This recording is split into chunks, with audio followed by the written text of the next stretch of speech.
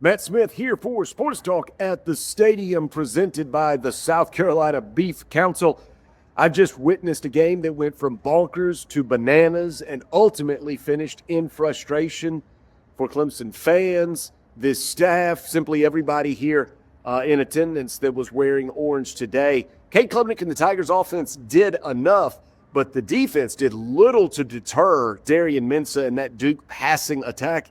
It looked at times as if Clemson was playing with just 10 players on defense.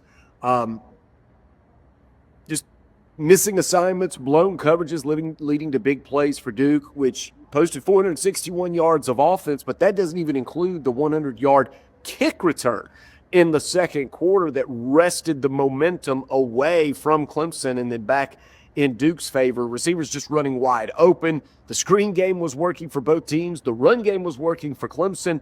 All the crossing routes were open for Duke throughout the ball game. Both defenses just simply looked hapless and ineffective. Clemson's defense was out of position all game long, and it started right from the outset as Duke scored on its first three possessions, 3 touchdown passes from Darian Mensah. And you add it all up, Clemson losing 46-45. They give up some big plays at the end of this one, and Duke ends up punching in a 2-point conversion. Now, there was a controversial pass interference. Duke was 5 for 5 on fourth down. They were 4 for 4 on fourth down entering their final drive, and then there was a collision near the goal line. If you were watching on television, you may have gotten a much better view of it than I did in multiple replays. I did not, but I know they were raining boos down here at Death Valley on the officials all the way through, not only when the flag came out, through the call, then through the touchdown play for Duke, and then after the 2-point conversion, which was in the end the difference in the ball game. But Clemson's defense out of position all game long, looked easy to block and certainly busting coverages. And we saw flare-ups on the sideline. David Hood from TigerNet posted that he saw Mickey Kahn and defensive coordinator Tom Allen getting into it. I know on television we retweeted this at SC Sports Now that Dabo Swinney was getting into his defensive players in a way that we don't often see from Dabo Swinney. And Clemson's defense just not right today in any way. And now the Tigers have lost 6 of 8 at home. They give up those 461 yards.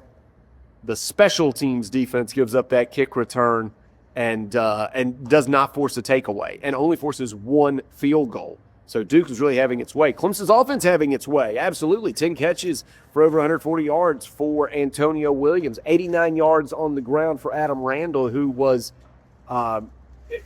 defining. He took over the second quarter in favor of Clemson when they outscored Duke 21-7, but then Garrett Riley got away from Adam Randall in the second half, and Clemson now has lost 6 of 8 at home. They're just not the same program. So now, where does that leave us? Because, as I said, Clemson losing 6 of 8. They're 3-5. Everything is now on the table. What is to come of all this? Is there a major adjustment to the philosophy of Dabo Swinney? Will heads roll? This is everything. Everything is up for table. Everything is up for examination.